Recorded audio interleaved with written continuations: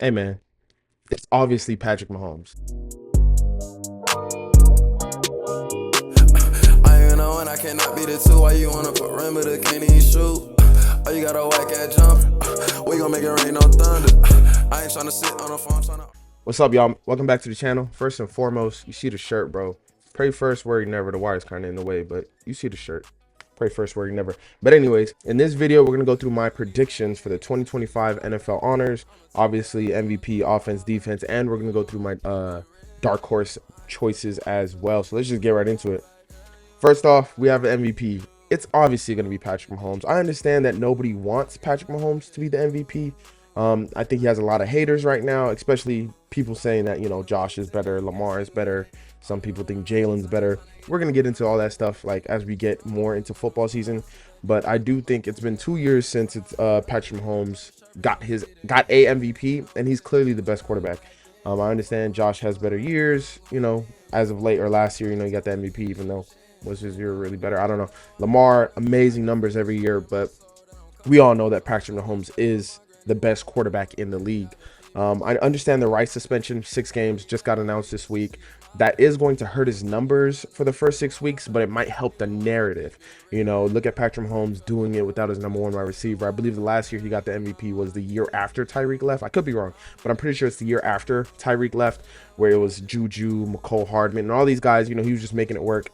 I understand Travis Kelce was still there and younger, but right now it's second year Xavier Worthy. Sky Moore just got traded. Pacheco is coming back. Travis Kelce is older, so he's just making it work with what he has, and I think he has that MVP season that we're thinking he's going to have, especially because I think he's going to start airing out the ball more compared to what he did the last couple years.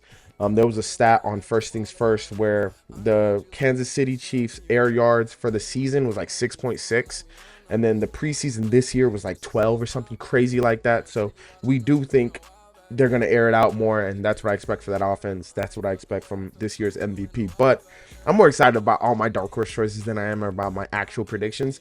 Baker Mayfield, dark horse MVP.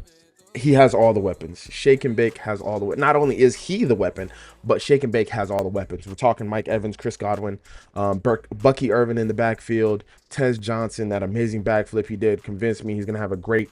Sterling Shepard, he's gonna have a great year. He has all the weapons, and last year he was already great, and I think he just. I don't know if he can be better than last year, but I think people will talk about him more in the conversation. If he just improves it just a little bit, less interceptions, a couple more touchdowns, it's his. Last year, he should have been in the discussion. He had over 4,000 yards, 40 touchdowns, over 40 touchdowns. I think it was 41, over 70 completion percentage. He's a feel good story. People are going to be talking about Shake and Bake, not only because I think they're going to be the best in their division, obviously, but as long as Cleveland is having their struggles at quarterback, everyone's going to look at Baker Mayfield and like, Cleveland, this is what you could have had, and now this is what you're stuck with. But that's why I think Baker Mayfield is, a strong candidate. Strong candidate for MVP. Moving on, Offensive Player of the Year. You see it. I got Jahmyr Gibbs winning the Offensive Player of the Year. The last 2 years, the running back has won this award, so it could be return of the back going on. I know there's wide receivers. I know sometimes it goes to a quarterback that didn't win MVP, which I hate that. If you're going to give the quarterback to the MVP, if you're going to give the MVP to the quarterback every year, please leave an award for other players on the offense to get their shine as well. But anyways, the last 2 years, there were running backs. I was really choosing between Jahmyr Gibbs and Bijan Robinson. I just don't know how good Michael Penix will be for that offense, for that team. So I don't know if that team's going to be good enough to, compete for any awards, if I'm being honest. Hopefully, with the departure of Ben Johnson, which I do think Ben Johnson is going to be a good coach for the Bears. I think he was a great play caller, all that good stuff. But hopefully they give Jahmyr the ball more. We saw it more last year with David Montgomery being out for a while. But it's really the red zone touches that David Montgomery pulls from Jahmyr Gibbs might stop him from being Offensive Player of the Year. That's my only trepidation with this. But obviously, I'm more excited about my dark horse MVP or my dark horse Offensive Player of the Year, Brian Thomas Jr. Obviously, he's an LSU wide receiver, so we know he's going to be good. He's going to be productive. But specifically last year when Trevor was out, he was still extremely effective with Mac Jones throwing him the ball. And again, Mac Jones, good rookie year, but ever since then, we don't know. The attention is going to be on Travis, but with that intention, Brian Thomas Jr. will steal some eyes. You know what I'm saying? The eyes are going to be, oh, let's turn on the Jags. I want to see what Travis is doing. But then you're going to see this number 7 flying around your screen. He already had 1,000 yards last year. He's going to be better. Obviously, it depends on Trevor Lawrence, but we're going to get into Trevor Lawrence more when I do more team-oriented stuff. But I do think Trevor Lawrence can be a good quarterback for Brian Thomas Jr. to win this award. So moving on to our defensive player of the year, you see him on the screen in a Green Bay Packers uniform. It was just announced, I'm recording this on Friday, it was just announced yesterday that this trade did go through. Michael Parsons is now a Green Bay Packer. I was really going to call him a Dallas Cowboy, but he is a Green Bay Packer. Insane. I talked about it on TikTok more in detail, but right now we're just talking about defensive player of the year. I was already high on the Packers before they made this trade. Maybe their defense unit did leave a little to be desired, but now that they have Michael Parsons, not only is the narrative going to be behind him as a defensive player of the year, but he's already comfortable with the scheme. Both defense do run a base 4-3 scheme, so it's not like he has to learn a new scheme. Obviously, new team is going to be some things he doesn't know, such as language and things of that nature. But I believe for a pass rusher, it's a lot easier to switch teams than it is, you know, a quarterback, a wide receiver, maybe a DB or something like that. At the end of the day, your job is to go get the quarterback. You know what I'm saying? Not how hard can it be, but how difficult understanding translation can it be? Micah, you're the most athletic guy on the field. I need you to go get this quarterback. Pretty simple. But again, Michael Parsons, Green Bay Packer. Not only the Packers do have, you know, Rashawn Gary, Quay Walker, if he's, you know, can control his emotions. Isaiah McDuffie's back there. They have the best free safety in the league, and McKinney, former Giant, of course. So I do expect their defense to be a lot better with the addition of Micah Parsons. Kenny Clark is a good player. I'm not going to act like he was nothing, but 26-year-old Micah Parsons, he should be wreaking havoc. My dark horse defensive player of the year, Kyle Hamilton. The Ravens defensive culture is still alive and well. They had a rough start to the year last year, but towards the end of the year, they became a lot better. He is the best strong safety in the league, but really you can put this guy anywhere. Like I love McKinney, obviously, but Kyle Hamilton, if you need him to cover, he'll cover. If you need him to be close to the line, essentially the star position that Jalen Ramsey was playing with the Rams not back in the day. It wasn't crazy, but a while back, he can do it. He can tackle, he can cover. Whatever you need him to do, he could do it. He can rush the passer. So I do think Kyle Hamilton is sneaky defensive player of the year. Year 2 Wiggins, along with the rookie Starks, should help bolster the secondary in general, so that they won't be seen as a bad unit. But Kyle Hamilton will be seen as the leader of that unit, even though, you know, Roquan Smith is back there. But there's kind of a weird, you know, when he first got there, did they expect Ray Lewis? They wanted him to be better against the pass than he is. I don't know. I do think Kyle Hamilton is going to be emerging as the leader of that defense. And to be honest, before the trade, I had Will Anderson Jr. instead of Michael Parsons. But once I heard he was traded, I was out. The fire that burns from getting traded from the team you were drafted with over a contract dispute, it's different from them not signing you. Like, it's obviously, I don't know. I was never in the NFL, but I assume the fire is going to be burning for Michael Parsons. I had Will Anderson Jr. there, but Michael Parsons, I got defensive player of the year. Offensive rookie of the year, I have Matthew Golden. I had this before anything else, but Matthew Golden, offensive rookie of the year. I'm not super high on Jordan Love as standing for a quarterback, but can he be more than passable? Can he be electric? They already have a good running game. Josh Jacobs back there is already toting the rock really well from them. The last 2 offensive rookie of the years were quarterbacks, CJ Stroud and Jaden McDaniels, but I think especially Jaden set the bar so high that whatever a quarterback does this year, rookie quarterback, you know, Cam Ward is going to be playing the full season, but I don't really, you know, Jackson Dart not going to do it. We think Dylan Shador, they're not going to get that much playing time. So I don't think anybody else really has a chance of winning offensive rookie of the year from the quarterback position. But I do think Matthew Golden has a chance to step in and be that number 1 wide receiver. If he gets 1,000+ yards, 8 touchdowns, I think the award's his.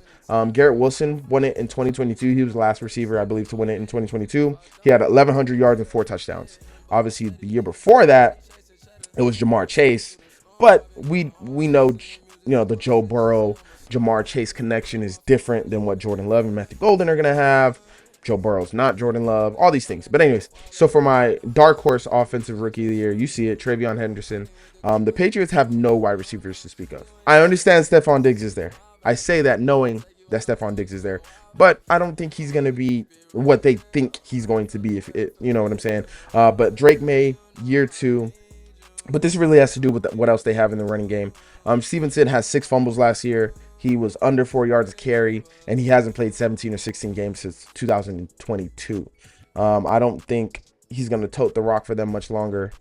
You know, a running back's lifespan is usually shorter, and this guy's electric. The fans love him. I think they did sour on Ramondre and his fumbles last year, so I think this guy's going to come in and slowly steal a lot of reps from Ramondre Stevenson, so that's why he's my dark horse offensive rookie of the year.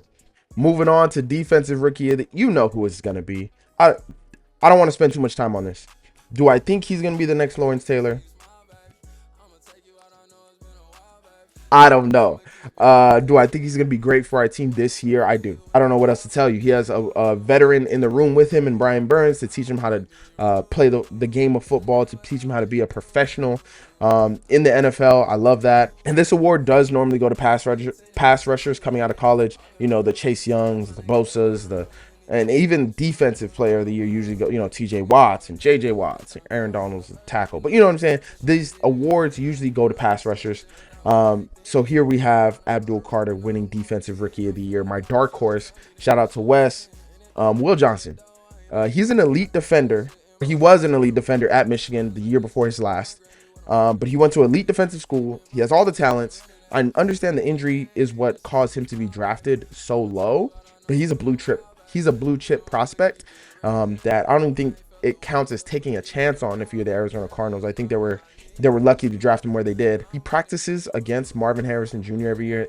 every day. I mean, every year too, but every day in practice, it's him versus Marvin. Iron sharpens iron. Defensive player of the year last year, not rookie, but player of the year last year was Pat Surtain. So maybe there's some, you know, corner narrative that they want to continue going. And Will Johnson with his defense with his head coach being Jonathan Gannon, he's a defensive guy.